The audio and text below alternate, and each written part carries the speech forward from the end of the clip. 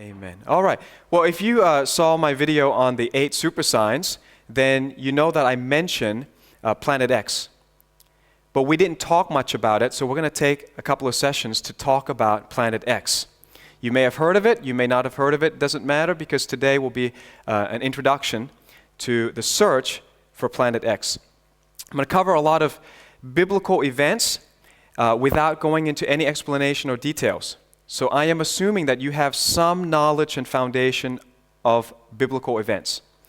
If you don't, you can catch up using the curriculum that we've taught in our church twice now, the 4,000 years of history, and it takes you from creation to Christ in 12 hours. And the reason we do that is because it's impossible to understand the end without the beginning. It's impossible to understand prophecy without history. So this is history that God has given us, and it's relevant. It helps us to understand eschatology. Okay, why should Christians care about Planet X? We're going to give you an introduction to the planets for those who don't know astronomy. Then we're going to give you an introduction to miracles to those who don't know theology. Then we're going to combine the two to understand biblical, what I call biblical astronomy, or scientific miracles. Does that sound fun and interesting? I hope so. I hope you'll be paying attention the whole time, because it will all come together at the end. This is one of those messages where you really need to see the pieces come together. So stick with it. This is not one of those videos you want to watch for just like 5-10 minutes. You want to just pay attention the whole way. All right, let's go to the planets. There are 6 planets that are visible to the naked eye. Therefore, they were never discovered because they've been known since ancient times. Mercury, Venus, Earth, Mars, Jupiter, and Saturn. The 7th planet was discovered in 1781 and was given the name Uranus. Uranus is the creator god in Greek mythology, and I think these numbers are all significant. Okay? The meaning of numbers are covered in my book, The Divine Code. 7 is the number of God. And the first planet to be discovered was the 7th planet. It's like the fingerprint of God there that He wants to be discovered.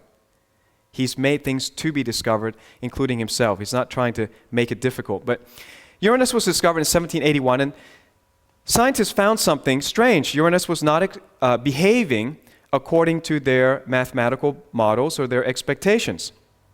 It was perturbed. So a scientific term I want to teach you is perturbation, which means the complex motion of a body subject to forces other than the gravitational attraction of a single other massive body. In other words, the motion is not simple, it's complex. Therefore, it hints at other forces tugging at it. What would you do if you didn't understand the behavior of a planet?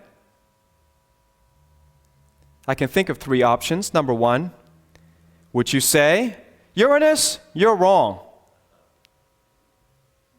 Or you could say, our model based on Newton's law of gravitation is wrong.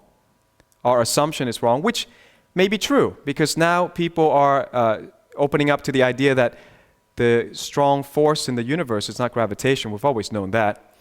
But the electromagnetic force is much stronger, and so we live in an electric universe, not a gravitational universe. So maybe the model is wrong.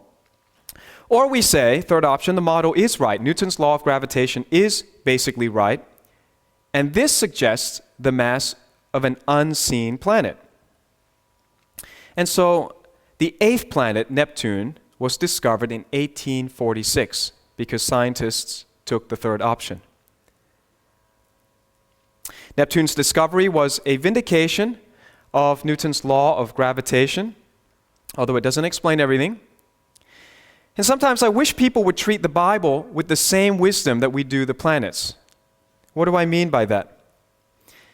The Bible is something to be discovered. It's something to be mined. It's not something that you read once and you can just say, you know what, I basically know the Bible. For instance, what would you do if you didn't understand a verse in the Bible? Would you say, Bible, you're wrong? A lot of people say that. Or you could say, my understanding of the Bible must be wrong. Or third option, there is another verse waiting to be discovered, tugging on this verse. Give you an example. In Luke chapter 14, verse 26, Jesus said, "If anyone comes to me and does not hate his father and mother, wife and children, brothers and sisters, yes, and his own life also, he cannot be my disciple." And a lot of people read that and they feel perturbed. They think, well, what's wrong with this? Is God teaching Christians to hate their parents? Well, what do you need to do? Instead of accusing the Bible as wrong, you say, I need to put this in the context of other verses. For instance, Jesus said in Matthew chapter 10, verse 37, "He who loves father or mother more than me is not worthy of me. And he who loves son or daughter more than me is not worthy of me." So the word hate obviously has to be put into that context. It just simply means to love someone more than. You go to John chapter 19, verse 26 to 27, you find the heart of Jesus. What was he like? Was he a mother hater? Did he dislike his parents? Of course not. When he was suffering excruciating pain on the cross, he didn't think about himself like most of us would. Look at what Jesus said.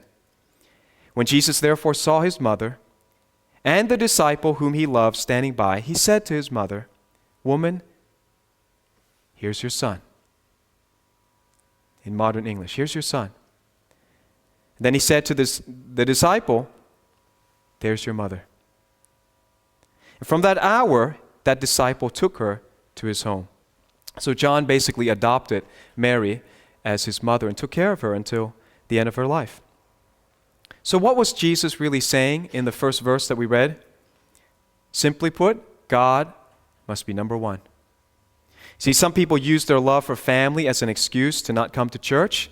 Don't do that, Jesus is saying. Some people are willing to give money to their parents or to their children, but not to missions or God's work. And Jesus is saying, put God first, and then you can still do the rest. Amen? But God deserves to be number one. Can you say amen? Amen. Good. All right, so Neptune's orbit, once they discovered Neptune, also had perturbation, which led to the search for the 9th planet. There it is. The 9th planet, Pluto, was discovered in 1930. However, as you all would have heard, back in 2006, Pluto was demoted, too small, and now we call Pluto not a planet, but a dwarf planet. So there remains 8 planets. This is what our current model of the solar system looks like. 8 planets, and then 5 dwarf planets, named Ceres, Pluto, Makemake, Haumea, and Eris, which is the farthest, but the biggest one. Okay, so if you didn't know that that's where we live, this is our home. We live in the solar system, and this is what it looks like to us currently. Happy? Didn't lose anyone? Good, all right. So then the search continues. Based on real hardcore science, we have found some planets out there and planetoids, dwarf planets, but we haven't accounted for what is perturbing Uranus and Neptune. So we sent out Pioneer 10 on the 3rd of March 1972, I believe to find out this extra body. They say the mission was to study the outer solar system. Unfortunately, we lost contact with Pioneer 10 on the 23rd of January 2003. So it's gone. Battery's out. We then sent Voyager 1 on the 5th of September 1977. And it actually entered interstellar space on the 25th of August 2012. So we've got something, the farthest thing out there made by man is Voyager 1. Interestingly, that this time when we sent it with a golden record to communicate with aliens. So for those of you who don't believe that NASA and these guys have an alien agenda, you got to ask yourself, why did they send a record made of pure gold with a message for extraterrestrial life? And they did it again with Voyager 2, which was sent a few days earlier on the 22nd of August 1977. It was sent before, but it's called Voyager 2. Why is that? Because they knew it would move slower. So Voyager 1 has overtaken Voyager 2. Now slow, by the way, how slow is slow? Voyager 2 is traveling very slow at 15 kilometers every second. Think about that. It's mind-boggling. Voyager 1 is traveling at over 17 kilometers per second. So every time I go like this, it's just gone another 17 kilometers. And it also carries a second golden record to communicate with aliens. We're not making this stuff up.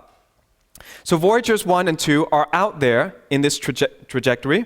And according to military sources, President Eisenhower, in his second term in office, was briefed about the existence of the 10th planet. And Pioneer 10, Voyagers 1 and 2 were sent to triangulate the location of planet X. This is not something that we alone are aware of. Back in 1983, there was news. New York Times is, the biggest newspaper at that time. And they reported on the 30th of January, 1983, something out there beyond the farthest reaches of the known solar system seems to be tugging at Uranus and Neptune. The force suggests a presence far away and unseen, a large object that may be the long-sought planet X. Washington Post says, mystery heavenly body discovered. Actually, they made an announcement that they discovered this. It's kind of like a slip-up, because after they said this, it just vanished. The news vanished. But this is what it says on the 30th of December, 1983, a heavenly body possibly as large as the giant planet Jupiter has been found in the direction of the constellation Orion by an orbiting telescope aboard the U.S. infrared astronomical satellites. Very important that it's an infrared because it's a dark planet, so it's hard for everybody to find. Infrared telescopes can find them. Now, this is Dr. Jerry Neubauer of the Jet Propulsion Laboratory. He's quoted as saying, all I can tell you is, we don't know what it is. And after this statement, the news of it just disappeared. But it keeps resurfacing. This is the National Geographic says new planet found in our solar system, ? Reported on the 11th of May, 2012. Just a few days ago, just as I was preparing this, I thought, man, confirmation, because two news articles came out. Number one, INFOWARS, Alex Jones interviewed Bob Fletcher. And when I quote newspapers or internet sources, I'm not endorsing everything they say. I'm just saying it's in the news. Alex Jones interviewed Bob Fletcher, the investigative reporter who uncovered weather control technology back in 1985 when nobody believed that that was possible. Now we know China used weather control technology to keep the rain away from the Olympics.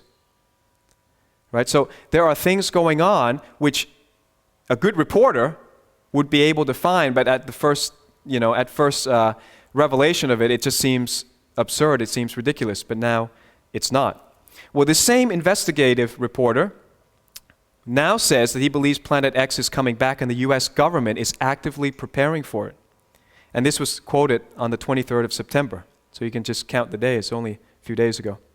All right, also on the same day, I don't know why, but it just happened this week. 23rd of September 2013, documentary filmmaker Bart Sibrel wrote, I was first told about Planet X by a high-ranking source at NASA in or about 1989. Now let me read you a quote from what Bart says. And we're in touch, actually I'm in touch with these reporters, the astronomers. I've actually been communicating with them. So I'm getting this information firsthand.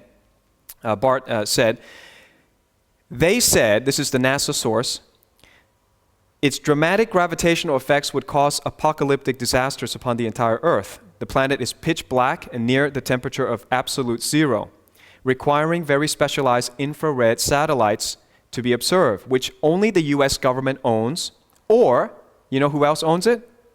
The Vatican. And they call it the Lucifer Infrared Telescope. Well, why did the Pope call the world's best and privately owned infrared telescope Lucifer? Because it was specifically designed to track Planet X, whose nickname is Lucifer. What does Lucifer mean? It means the day star. Well, what's a day star? It's a star that you can see in the day. So they're looking for something that won't be trackable through normal telescopes, but when it gets close enough, it's going to be able to be seen during the day. It's also called the Great Dragon, right, or the Destroyer. Hints of Planet X approaching. Well, we know that right now, this is what we know. The magnetic poles are moving at about 600 feet per day, unprecedented. Something is disturbing it. There are unpredictable comets and asteroids thrown out of their normal orbits. If you don't know, there were two bright meteors yesterday in America and Canada. And they never gave any warning. It just boom, came. You know, if it actually landed, then it would be too late. There are increasing earthquakes caused by a tugging at Earth's crust. If you don't know that Yellowstone is one big gigantic volcano waiting to erupt, that's what it is. It's a national park in America, and for the first time there have been 3 swarms consecutively. The guy who's been studying this for 50 years says he's never seen anything like it. Just happened last week. Sinkholes, all right, are appearing everywhere. There's a release of underwater methane, which is a toxic gas that may be responsible for killing all the sea creatures that we keep seeing washed up, on the news. And then the government is buying up ammunition and giving police armored vehicle, it seems in preparation for martial law, the U.S. government. And there's U.S. $9 trillion missing in what are so-called black budgets. And I watched this. This is a real hearing in Congress. U.S. Representative Alan Grayson questioned the Fed Inspector General Elizabeth Coleman on where the $9 trillion of off-balance transactions have gone. And she just danced around for a long time like she didn't have to answer anybody. And her reply was absolutely audacious. She said, "We have no jurisdiction to investigate the Federal Reserve's transactions." And she's the Inspector General. That means she's the head inspector of the balance sheet. And she can't account for $9 trillion. And so what the conspiracy theorists say, and this is certainly food for thought for them, I'm not saying I subscribe to it, but what they're saying is it seems like the U.S. is funneling government money to build something. I mean, what would cost $9 trillion to build? Well, there are reports of huge underground bunkers and subterranean networks being built all throughout the United States. The question is, what for? Now, here's the official statement from NASA. NASA absolutely denies that there's any, doomsday. We know that's wrong because we believe the Bible, but let's take their word. They say, people have been decrying the end of the world for hundreds of years to no avail. This is NOLA read on May 2012. Of course, that sounds a lot like 2 Peter chapter 3. Peter said 2,000 years ago, knowing this verse, that scoffers will come when? In the last days, walking according to their own lusts and saying, where is the promise of his coming? So we know that they're going to say that already, and then they say it, which fulfills prophecy. They don't even know it. And realize that not everything that comes out of NASA's mouth is gospel truth. They're the same people that believe that life on Earth came from Mars. Okay, so not everything that NASA says is real science. NASA has a strong alien agenda. The search that they're on is not merely for life on other planets, like, if you discover microbes or grass or, dandelions or something on another planet, that would be amazing, wouldn't it? But that's not what they're looking for. They're not looking for grasshoppers. They're looking for extraterrestrial creators. So millions of dollars are spent in vain on what's called astrobiology to convince people that God did not create us. Beware of the expert fallacy. Such things as global warming. What is expert fallacy? Well, it could mean 2 things. Number 1, assuming someone is an expert who's not, such as a celebrity or a politician. And here Al Gore, who has no scientific background, claims to be an expert on global warming. Number 2, the expert fallacy means assuming experts are never biased or dishonest. If you think about it, in science, the experts are often motivated by funding. Therefore, experts have more to lose, far more to lose, than amateurs by adopting unorthodox views. In fact, unorthodox views are usually considered competition to them. And so they, as peers, would review out any competitive ideas from the science. So, global warming, I've been saying for a long time, don't believe it. God didn't make the earth to be destroyed by man. Man is not that big to destroy it. But finally in the news, look at this, 30th of March, 2013, Mail Online. Government's climate watchdog launches astonishing attack on the Mail on Sunday for revealing global warming science is wrong. Listen to this. 8th of September, 2013. The Telegraph. Global warming? No, actually, we're cooling. And that's what we're finding out right now is the temperature of the Earth is actually cooling. So what happened? So they changed global warming to climate change. Well, what does climate change mean? There's always climate change. Climate's changing all the time. Every time there's summer, some of the ice caps are going to melt. You take a photo of ice caps melting, doesn't mean anything. Every summer it melts. But you know that now there are more ice in the North Pole than ever before? More ice is forming. Well, they have a hard time now giving us the carbon tax, right? So we repealed it because it's an expert fallacy. This is absolutely wrong. The whole world, John said in 1 John chapter 5, verse 19, the whole world lies under the sway of the wicked one.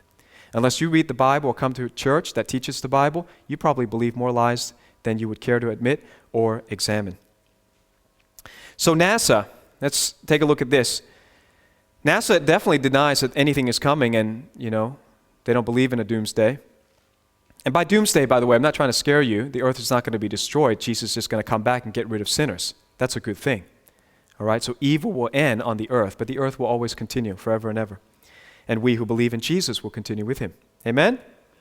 But today, there are thousands of amateur astronomers and privately funded astronomers who can surpass NASA. In fact, David Morrison, the senior scientist at NASA Astrobiology Institute, acknowledges, quote, NASA and the government gets most of their information from these outside astronomers, not the other way around. So don't just dismiss someone because they're not NASA.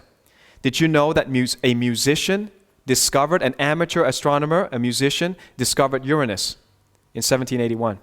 A Canadian writer, David Levy, discovered 22 comets, including the one that bears his name, Schumacher-Levy 9, that struck Jupiter in 1994. A construction manager named Thomas Bopp co-discovered the comet Hale-Bopp in 1995.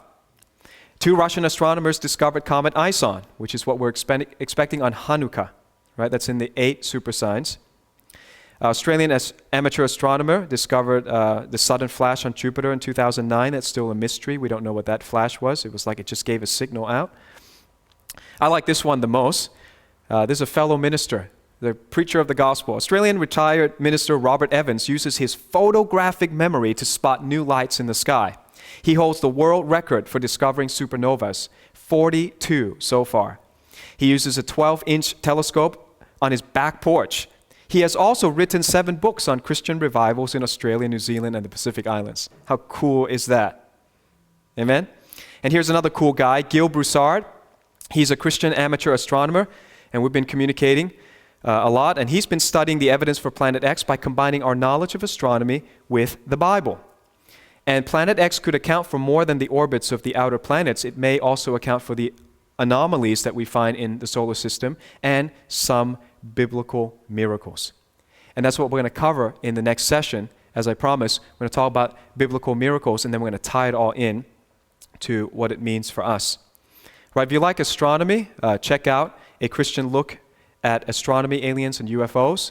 There's a lot more that we teach that we haven't covered. And also you might like Nephilim, Aliens, and the Last Pope. It's not as bizarre and strange as the title sounds, but it is extremely interesting what times we're living in. So I hope you check those out. Go to our website, go to our blog, and keep in touch with us. Amen.